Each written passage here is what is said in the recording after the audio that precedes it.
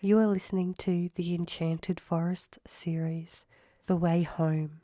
Chapter 1, Benny Bunny. Deep in the enchanted forest, countless animals live together in harmony. There's no need to fight or fuss. Everything they could possibly want is provided in abundance. Thanks to the glowing mycelium, the forest flourishes. It keeps everything connected, ensuring the trees, plants, and creatures grow healthy and strong. On one especially warm and beautiful day, a little bunny named Benny was out foraging for berries with his big family. Benny had 5 brothers, 7 sisters, and 2 very organized parents. Their days were always carefully planned to gather food, have fun, and fit in plenty of learning. Benny, the youngest of the bunch, was also the most adventurous. He tried his best to follow his parents' instructions, but he was easily distracted. A shimmering bug, a twinkling star, or best of all, a rainbow could quickly pull his attention away. Because of this, his siblings always kept a close eye on him to make sure he didn't wander off. But today felt different. Benny had been so well behaved that no one thought twice about him straying too far. And that's when they forgot to keep watch. Chapter 2, Benny Gets Lost. Benny was having the time of his life, bouncing along behind a glittery dragonfly. It was the most beautiful dragonfly he had ever seen. "Excuse me, can we be friends?" Benny called out hopefully. The dragonfly didn't answer. "Excuse me, dragonfly, how did you get so beautiful?" He tried again, but the dragonfly simply floated and danced through the air, completely unaware of the curious little bunny trailing behind. Benny didn't mind. He was enchanted, watching the dragonfly land gracefully on giant sunflowers, admiring the shimmer of its delicate wings. He imagined what it might be like to fly beside such a magical creature. Maybe the dragonfly could teach him how. After a while, Benny's tummy gave a little rumble. He turned around to find his brothers and sisters, but they were nowhere in sight. "Sierra! Micah!" he called, naming his eldest siblings. He listened carefully, but all he could hear was the gentle swaying of flowers, the soft hum of dragonfly wings, and the distant trickle of water. Wait, water? Benny tilted his head. "I don't remember a stream being near our berry patch." He looked around more closely. The trees were different here. So were the smells. He was in a part of the forest he had never seen before. This patch of the enchanted forest was bursting with wildflowers, hundreds of them, in every color imaginable. Their scents mingled in the air. Plump bumblebees buzzed happily from bloom to bloom, and all around him, friendly bugs went about their work. Benny leaned down to speak with a group of earthworms poking up from the soil. "Excuse me," he asked politely, "have you seen a bunny family nearby? I think I'm lost." The earthworms hadn't seen his family, but they promised to alert the others underground. "We'll pop up whenever we can and look out for any worried bunnies," they told him kindly. Benny looked up. The sky had turned dusky. Soft pinks and shimmering golds painted the clouds. As the sun began to set, he climbed onto a warm, flat rock and sat down, watching the sky. He thought of his family and how worried they must be. His heart felt heavy. "If I keep wandering," he thought, "I might get even more lost." So Benny decided to stay right where he was for now. He would wait and hope someone came looking. As the sky melted into twilight, Benny watched one of the most beautiful sunsets he had ever seen. Obsidian! Benny was starting to feel scared. The golden sunset had vanished. The big silvery moon now hung in the sky, surrounded by millions of tiny stars. Normally, Benny and his siblings would be laying outside their burrow right now, counting shooting stars and making their little wishes. A soft voice interrupted his thoughts. "Hello, little bunny. Why have you been following me?" Benny's ears perked up. He looked around, but didn't see anyone. Who's there?" he asked, his voice trembling just a little. "It's me, Obsidian. I'm on your head," the voice replied gently. "I didn't want to land on the ground and risk being squished, so I chose your soft white fur instead." Benny blinked. "You're the blue dragonfly." "Yes," said Obsidian. "I'm sorry I didn't answer you earlier. When I'm flying, the swooshing of my wings is so loud in my ears that I can't hear anything else. But I saw you watching me near the wildflowers. I tried to say hello, but I don't think you heard me." Benny nodded. "I've been following you for a long time. I wanted to be your friend, and I wanted to know how you got your beautiful colors." He paused, then his ears dropped. "But then I got hungry, and I realized I was lost. My mum and dad are going to be so disappointed in me." Tears welled up in his eyes. "Oh, Benny," said Obsidian kindly, "you can stay with me and my family tonight, if you'd like. We live near the stream you can hear. Tomorrow, we'll help you find your family." Benny sniffled and gave a small nod. "That sounds nice," he said quietly. "It might be hard to see me at first," Obsidian added, "but once it gets a little darker, my wings will start to glow a soft blue." As the sky deepened into night, Benny stood up and followed Obsidian, who had taken to the air again. To Benny's surprise, the ground beneath his paws began to twinkle with tiny, glowing dots, just like at home. His mum once told him the glow came from the enchanted mycelium growing beneath the soil, helping life in the forest to flourish. Feeling comforted, Benny looked down and whispered, "Excuse me, mycelium. If you see my family, can you please tell them I'm safe and staying with Obsidian tonight? Please tell them not to worry about me." The ground sparkled just a little brighter, and Benny smiled. Maybe the mycelium had heard him. As they neared the stream, Benny looked up. "Wow," he whispered in awe. Obsidian was glowing. His wings and body lit up in a dazzling blue, casting a soft shimmer over the path ahead. "You're beautiful," Benny said quietly to himself. Obsidian landed gently on Benny's head. "Thank you, my friend. Just wait until you meet my family. We all glow in different colors. My mum says dragonflies can help dreams come true." Benny felt a little embarrassed that Obsidian had heard him. Obsidian fluttered upwards again, calling back, "Nearly there, Benny." Benny thought about what his new friend had said. "I was hoping for somewhere safe to stay, and then Obsidian came to talk to me, even before I asked for help. Maybe Obsidian's mum is right. Maybe dragonflies do help dreams come true." Soon, Benny reached the stream. All around him, brilliant colors glowed from the water, the ground, and even the plants. It felt like he had stepped into a dream.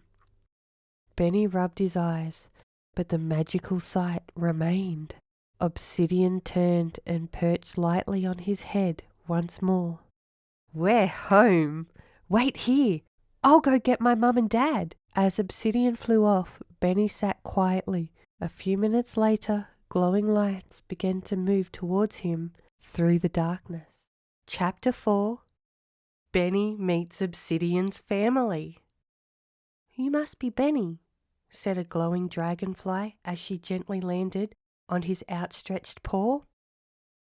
Her wings shimmered with soft shades of purple and pink. My name is Silver. I am so sorry you've lost your family. You're very welcome to stay with us tonight, and in the morning, we'll help you find your way home. Oh, thank you, Benny replied, his voice small but grateful. Do you have any food? I haven't eaten all day. Silver nodded thoughtfully. Wait right here, Benny. She fluttered off and zipped over to a yellow, gold, orange-coloured dragonfly perched nearby. Copper, she said softly, could you please fetch some carrots and lettuce from the old veggie patch? Benny's had a long day and he's very hungry. Copper smiled. Of course. I'd be happy to help Obsidian's new friend. As Copper glided towards the patch, he spotted his friend, the chestnut-brown hare, nibbling on dinner. He landed gently on the hare's head. Excuse me? Philos, Copper said, would you mind sharing a little food? It's for a young bunny who got lost. He's staying with us tonight. Philos's ears perked up in delight. Copper! It's so good to see you! Of course you can have some. He gathered a few crunchy carrots, a crisp lettuce leaves, wrapping them carefully in a large leaf. I'll carry it for you, he said. I'd love to meet this little bunny and make a new friend too. The two old friends walked side by side, chatting happily as they made their way back to the stream. Copper and Philos hadn't seen each other in a very long time, not since the hares had gone searching for the legendary magic fungi that grew deep within the enchanted forest. Philos told Copper all about their travels and the wonders they had seen. So, Philos, why did you come back? Copper asked with curiosity. My wife and I just had a baby, Philos said proudly. I wanted our little one to taste the vegetables we grew here. I didn't want him to miss out on how good they are. Copper's wings buzzed with joy. Oh, congratulations, my friend! Wow! You're a dad! By the time they arrived back at the stream, the forest was wrapped in moonlight, and Benny was fast asleep. 5 tiny dragonflies were snoozing peacefully on top of him. He must be exhausted. Philos smiled gently at the sight. Silver's wings twinkled with joy. Philos, it's so lovely to see you again. The dragonflies and the hare sat beside the stream, catching up softly while the forest slumbered around them. Chapter 5. Benny meets Philos. As the morning sun rose over the enchanted forest, its golden light kissed the surface of the stream, making the water shimmer like magic. Benny blinked awake and noticed a few dragonflies still sleeping peacefully on him. He didn't want to disturb them, so he stayed still and watched the sparkling stream. His thoughts wandered to his family. They must be so worried about me, he thought. A quiet tear slid down his cheek. Hey, who wet me? Came a tiny, sleepy voice. Benny looked down. One of the dragonflies stirred on his chest. "Oh no, I am sorry," Benny whispered. "Sometimes when my heart feels sad, water falls from my eyes. I didn't mean to wake you." "That's okay," said the dragonfly, yawning and fluttering to the ground. "I didn't mean to fall asleep on you. But you're surprisingly comfy," he added with a grin. "I'm Zinka, by the way." Benny smiled softly. The other dragonflies began waking up too, stretching their delicate wings and fluttering down to the ground near Benny. They all buzzed with curiosity, asking him question after question about where he came from, how he got lost, and what his family was like. Benny tried his best to answer, but his tummy had other plans. Growl! A loud rumble echoed through the clearing. All the dragonflies jumped, then burst into giggles. "That was my tummy," Benny said, a little embarrassed. Silver fluttered over and motioned for him to follow. "Come, Benny. We saved some food for you. Carrot and lettuce. Just where we left it." Benny didn't need to be told twice. He quickly nibbled through every bite, savouring the fresh taste.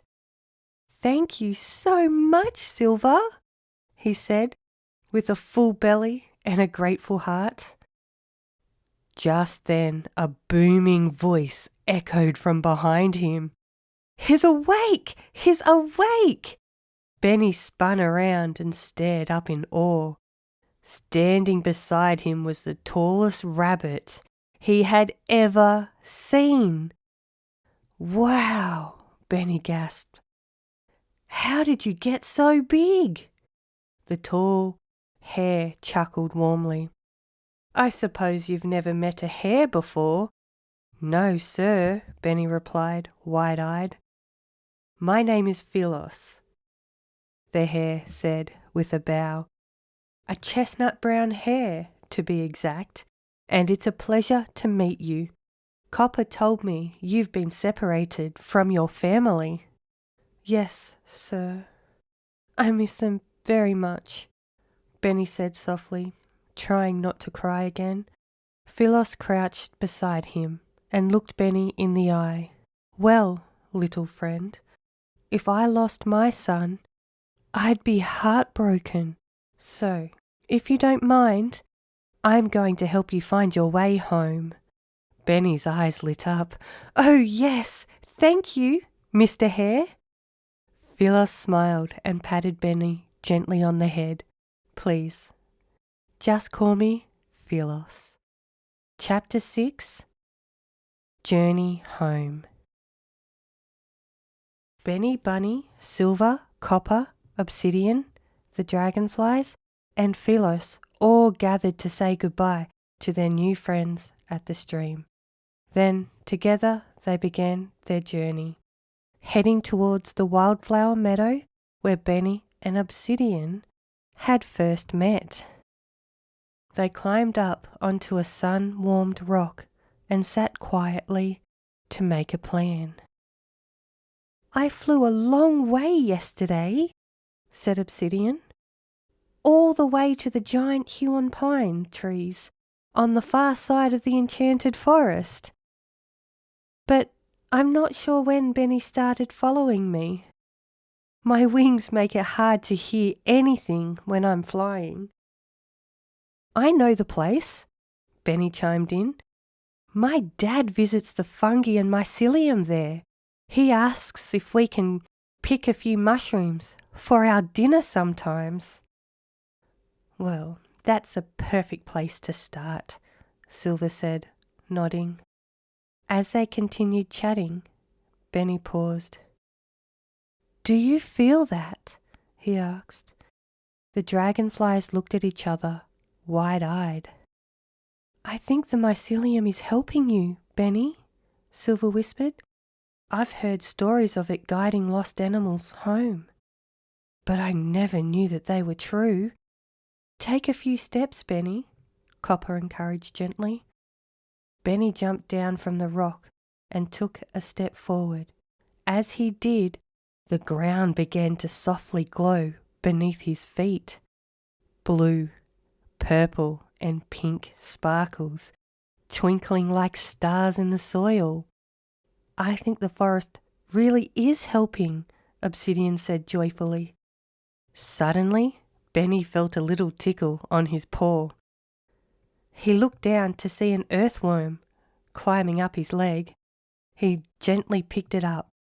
We've spoken with the mycelium, the earthworm said proudly. It reached out to the trees and the plants across the forest. We know where your family is. And Benny, they're looking for you too. If you follow the mycelium's glow, it will lead you straight to them.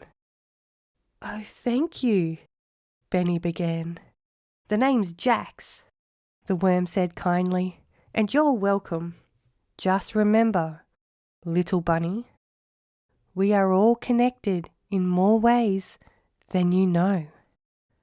I'll remember, Benny said softly, placing Jax back on the earth and watching as he burrowed out of sight.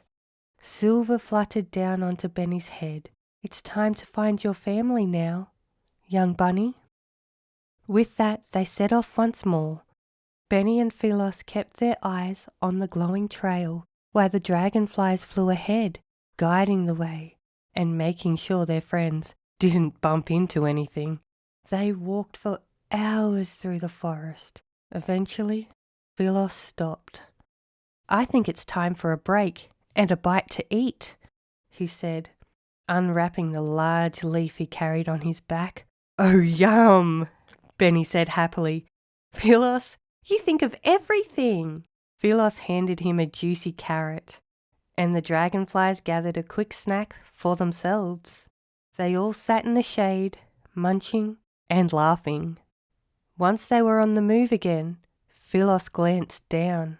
Benny, why did you wander away from your family? Benny looked down, ears drooping a little. I didn't mean to. I just I followed Obsidian. I felt like I had to. Philos chuckled warmly. Ah, yes. I remember what Jax said. We're all connected. Maybe, Benny, you were meant to meet us. If not for you, I wouldn't have seen Copper again. Things have a way of happening for a reason. As the sky slowly changed to soft evening hues, Benny looked up. Please, he whispered, let me find my family before dark. The group huddled close around him, Philos by his side, Silver, Copper, and Obsidian just above him, sharing their warmth and support.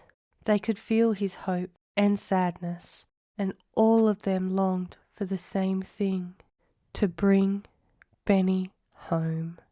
As the sky turned gold, then pink, then fiery orange, the trail beneath their feet began to glow brighter and brighter. Eventually, the moon rose high and full, casting a silver glow across the trees. Benny, growing tired and discouraged, dropped to the ground. I'm never going to see them again, he sobbed, hiding his face behind his ears. Benny, Silver called. He didn't move. Benny, Obsidian shouted. I see them. It's your family. Benny's ears perked up. What did you say? He gasped. It's them, Benny. It's really them. Obsidian beamed. Benny lifted his head. His eyes sparkled with joy. Really? He looked at his friends, at their bright glowing wings and dazzling mycelium lighting the ground like a celebration. It was as if the whole forest was shining just for this special moment. Benny's heart leapt. I'm going home! Chapter 7, Reunited. 5 short but very long minutes later, Benny heard a familiar voice calling through the trees. Benny, Where are you?" His ears perked up. He sniffed the air, heart pounding. "Mum! Mummy, I'm here!" Benny cried joyfully. Obsidian zipped through the air. "Mrs. Rabbit! Mrs. Rabbit! Benny, he's here!" Philos gave an enormous bounce so high he could see the tops of the rabbit's ears coming through the tall grass. And then, there she was. "Benny Bunny!" his mum cried, racing to him. She scooped him into her arms and hugged him so tightly Benny thought his eyes might pop out. "Oh, my sweet boy, are you okay? Are you hurt?" she asked, checking his ears, his arms, his fluffy little paws. "Mum," Benny laughed, "I'm okay." She let him go at last and turned to the group who had gathered behind him. Her eyes filled with gratitude. "Thank you," she said, voice trembling. "Thank you all for keeping my Benny safe." She shook Philos's paw. She bowed to the dragonflies. "You're very welcome, Mrs. Rabbit," Silver said gently as she landed on her head. "My name is Silver, and this is my partner, Copper, and our son, Obsidian. Your little bunny has had quite the adventure." "I sure have, Mum," Benny added proudly. "Obsidian's my new best friend, and he says we can go on many more adventures." "Ahem," came a deep voice from behind them. Benny turned. "Dad," he said, already knowing what was coming. "This time," Mr. Rabbit said firmly, "your adventures will be a little closer to home, and next time we will know where you're going." "But Dad," Benny said with a sigh, "I'm fine, and I made so many new friends." "The forest protects us all, Mr. Rabbit," Obsidian added with a grin, soaring into the air and tracing glowing figure eights above their heads. Everyone laughed as they gathered in a circle, sitting close together to share stories of Benny's great adventure. The stars twinkled above, and the glowing mycelium sparkled beneath them. Eventually, one by one, they began to drift off to sleep, safe, warm, and wrapped in the magic of the enchanted forest. In the morning, it was time to go. Benny turned to Obsidian, his best friend. "Promise we'll see each other again?" he asked. "I promise," Obsidian said. They high-fived, paw to wing, and then turned to head in opposite directions, each returning home with hearts full of friendship and memories that will last forever. Epilogue. And so Benny Bunny returned home, tired but safe, full of stories to share and lessons he would never forget. From that day on, he always told his family where he was going, even if he planned to follow a glowing dragonfly. The enchanted forest remained full of wonder, connection, and quiet magic, and deep below the soil, the glowing mycelium kept everything connected, reminding all who lived there that no one is ever truly alone, because in the enchanted forest, every creature, big and small, is part of something greater, something that always leads you home.